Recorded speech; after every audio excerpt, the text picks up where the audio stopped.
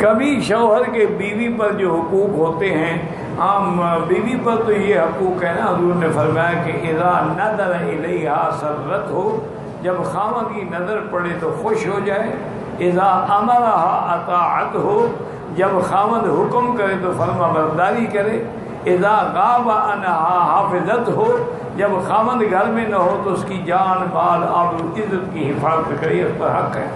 حضور نے فرمایا اتنے بڑے حقوق ہیں کہ اگر اللہ کے سوا کسی غیر کو سجدے کرنے کی اجازت ہوتی، میں بیوی کو حکم دیتا کہ شوہر کو سجدہ کرے۔ آج کا اللہ کا فضل ہے بیٹی، آج کل تو شوہر سجدے کر رہے ہیں، عورتیں کیا سجدہ کریں گی۔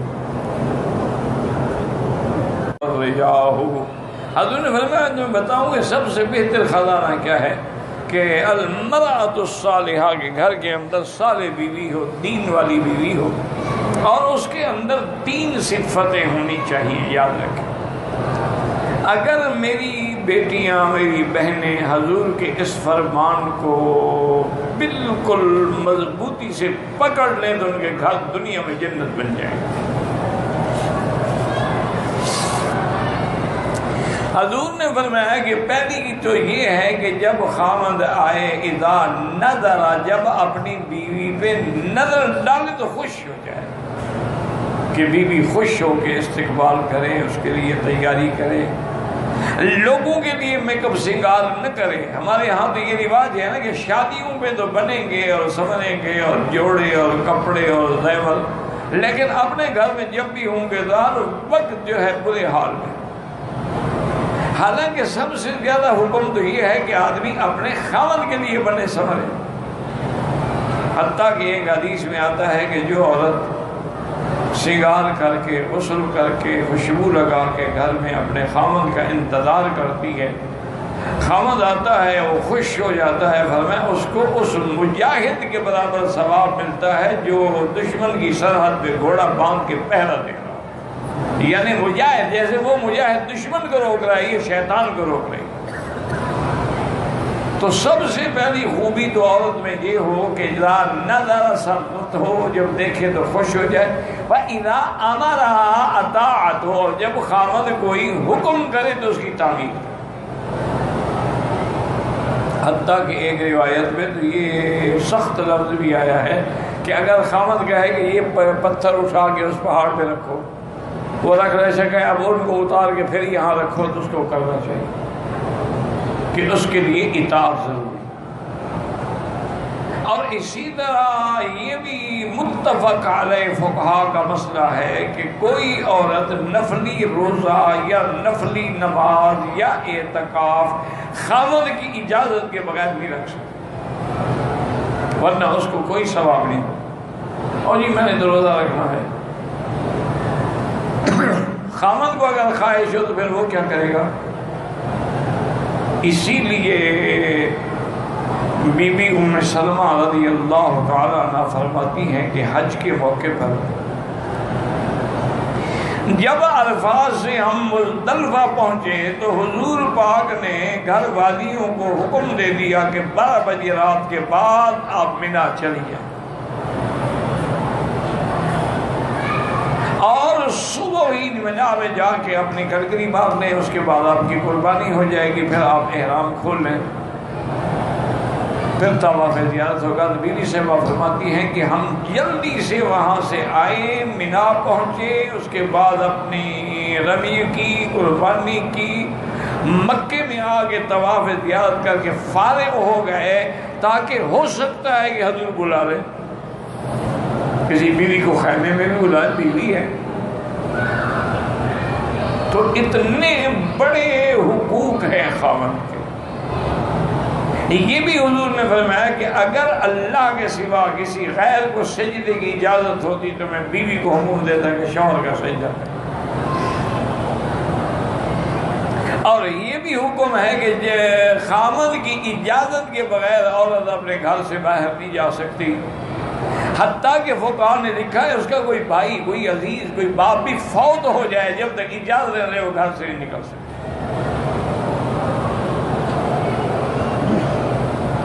اور اس کے بعد حضور نے فرمایا کہ اذا غاب عنہا، جب خاوند باہر چلا گیا، مجاہد ہے، جہاد میں چلا گیا، کاروبار میں چلا گیا، تو اس کی عزت کی بھی حفاظت کرے، مال کی بھی حفاظت کرے، اولاد کی بھی حفاظت کرے۔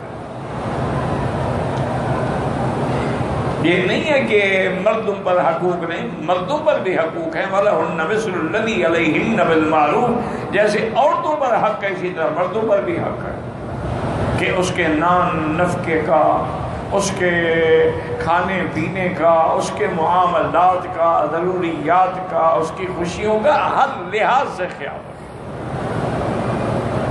تو اس لیے ہمیشہ اگر عورتیں حضور پاک کے اس فرمان کو، یعنی حالانکہ اب حضور کے زمانے میں تو کوئی میک اپ سنگار کیا ہوتا تھا، مساق استعمال کر لیا، سرما پہن لیا، تیل لگا لیا، کنگھی کر، اور تو کوئی چیز ہوتی نہیں تھی، لیکن اس کا بھی اہتمام کرتی تھی بیویاں۔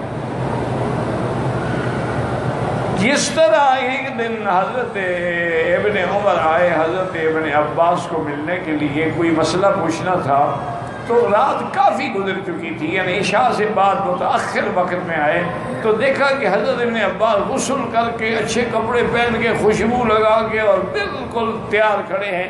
تو حضرت سمجھے شاید حضرت سفر پہ جا رہے ہیں، باہر کہیں جا رہے ہیں۔ انہوں نے کہا حضرت خیریت؟ فرمایا نہیں، میں کہیں نہیں جا رہا، میں گھر جا رہا ہوں۔ میں جیسے چاہتا ہوں کہ مجھے بیوی سنوری ہوئی ملے، خوشبو والی ملے، بیوی بھی تو چاہتے ہیں کہ میرا خاوند ٹھیک حالت میں ہو۔ اگر اس کے کپڑوں سے بدبو آ رہی ہو تو بیوی کیا کرے؟ پھر تو نفرتیں پیدا ہوگی۔ اسی طرح ایک بدوی عورت تھی، بڑی سمجھدار تھی، اس نے جب اپنی بیٹی کی شادی کی تو اس نے بیٹی سے کہا کہ بیٹی میری بس صرف ایک نصیحت ہے کہ تیرے بدن سے، لباس سے، کیفیت سے تیرے خاوند کو کبھی کوئی بدبو محسوس نہ ہو، بس اس میں عمل کر لو گی تمہارا گھر آباد ہو جائے۔ اب ہمارے ہاں تو آپ نے دیکھا نا، دیہات میں حیض کے کپڑے پڑے ہوئے ہیں، کپڑے لٹکے ہوئے ہیں، بدبو آ رہی ہے۔ اچھا ایام حیض ہیں، ایام حیض ہے، جنابت کا غسل نہیں کر سکتی نا، ویسے صفائی کا غسل تو کر سکتی ہے، روزانہ چاہے کرنا چاہے، وہ تو منع نہیں ہوتا۔ وہ تو پاک تب ہوگی جب حیض گزر جائے گا، اور اس میں بھی اسلام نے کتنا سکھلایا ہے کہ ایک عورت کی مدت ہے 7 دن۔ 7 دن گزر گئے، یہ نہیں بس گزر گئے، یہ ہاتھ لگا کے اجلی بلیڈنگ نہیں ہو، نہیں، حکم ہے کہ اندر کپاس رکھے، اور کپاس پہ کوئی اچھی سی خوشبو لگا کے رکھے کہ جیسے آدمی کو خوشبو پسند ہے اسی طرح عورت کے رحم کو بھی خوشبو پسند ہے۔ اور دوسرا اس خوشبو کا فائدہ یہ ہوتا ہے کہ اندر جو بدبو ہے، کریا ہے، وہ گندا خون گزرتا رہا ہے، وہ بھی صاف ہو جاتا ہے۔ حضور کی خدمت میں ایک عورت آئی، اس نے آ کے پوچھا کہ یا رسول اللہ میں اگر حیض سے پاک ہو جاؤں تو غسل کرنے کا طریقہ کیا ہے؟ حضور نے فرمایا بیٹی پہلے تو کپاس اندر رکھو، تسلی کرو بھی خون بند ہو گیا ہے۔ اچھا وہ بیچاری کو سیدھی سادھی حضرت نے کہا رسول اللہ کپاس کیسے رکھے؟ بی بی عائشہ فرماتی ہے میں نے اس کو پکڑ کے کھینچا، اللہ کی بندی مجھ سے پوچھ لو، یہ باتیں حضور سے پوچھنے کی ہے؟ اور کہا اور کس سے پوچھے؟ یہ دین نہیں ہے؟ جب دین ہے تو دین میں حیا کس بات کا ہے؟ اللہ لا یستحی من الحق، اللہ حق بیان کرنے میں استحیاء نہیں فرماتے، تو بندی کا کیا ہے؟ حضرت عبداللہ ابن عمر رضی اللہ تعالیٰ عنہ کا واقعہ مبارک ہے کہ جب وہ مکے میں آئے حج کے دنوں میں، میاں بیوی دونوں اکٹھے تھے، طواف زیارت کیا، صفا مروہ دوڑے، احرام تو پہلے کھل چکا تھا۔ جب وہ واپس اپنے خیمے میں مینا میں پہنچے تو بیوی سے کہا کہ مجھے خواہش ہے، کہا اللہ کے بندے میرے بال نہیں کٹوائے۔ تو جب تک آدمی بال نہ کٹائے وہ تو احرام سے نکلتا نہیں، میں تیری خواہش کیسے پوری کروں؟ حضرت عبداللہ فرماتے ہیں میں نے کہا ادھر قریب ہوگی تو اس کے بال آخر میں میں نے دانتوں سے پکڑ کے کاٹ دی۔ میں نے کہا اب تو کٹ گئے؟ میں نے کہا ہم تو کٹ گئے۔ وجہ کیا ہے کہ ان لوگوں کو حلال میں شرم نہیں تھا، ہمیں حرام میں شرم ہے۔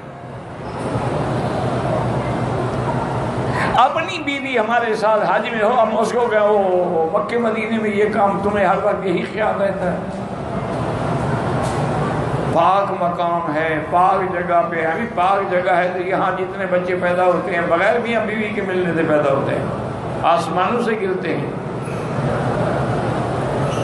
یہ کیا بات ہے؟ تو ان چیزوں میں جھوٹی رواج اور رسموں نے ہمیں اچھا، اور اگر حرام مل جائے نا تو نہ مولوی چھوڑے گا تو نہ قاضی چھوڑے گا، پھر نہیں سوچے گا کہ مکہ ہے، مدینہ ہے، حرم ہے، مفت کا مال ہے، مل گیا ہے، موقع ہے، فائدہ اٹھا لو۔ انا للہ۔ صحابہ میں یہ تھا، وہ حرام سے شرم کرتے تھے، وہ حرام سے بچتے تھے۔ حلال حلال ہے، جب اللہ نے حلال کر دیا تو اس میں بچنے کا کیا معنی ہے؟ تو اس لیے ہمیشہ یاد رکھیں کہ سونا چاندی، اب دیکھیں اللہ نے مرد پہ حرام کر دیا، عورت کے لیے حلال ہے۔ اللہ نے ریشم کا کپڑا مرد کے لیے حرام کر دیا لیکن عورت کے لیے حلال ہے۔ عورت جتنے چاہے زیور بنا سکتے ہیں، شرط یہ ہے کہ وہ زکوٰۃ دے۔ اور امام احمد بن حنبل رحمۃ اللہ علیہ فرماتی ہیں کہ جو عورت زیور پہنتی ہے اس پہ زکوٰۃ نہیں ہے، جو رکھے ہوئے ہیں یا بیچنے کے لیے ہیں یا دکھ سکھ میں کام، ان پر زکوٰۃ۔ امام صاحب فرماتے ہیں کہ نہیں، چاہے پہنتی ہے، روز پہنے یا شادی پہ پہنے، اس کی زکوٰۃ دینی، کیونکہ اصل کن تو قرآن نے کہا ہی سونے چاندی کو ہے۔ تو اس لیے ان چیزوں پر اگر ہم عمل کریں، اس دنیا کی سب سے بڑی نعمت کیا ہے؟ المرأۃ الصالحہ، کہ صالحہ بیوی۔ اور صالحہ کون ہوتی ہے؟ جس میں صلاح ہو، جس میں شر نہ ہو، جس میں فساد نہ ہو، جو بد دین نہ ہو، جو بد زبان نہ ہو، جو بد خلق نہ ہو، دین کی پابند ہو، نماز روزے کی پابند ہو، حلال حرام کا خیال رکھنے والی ہو، وہ مرأۃ صالحہ ہوگی۔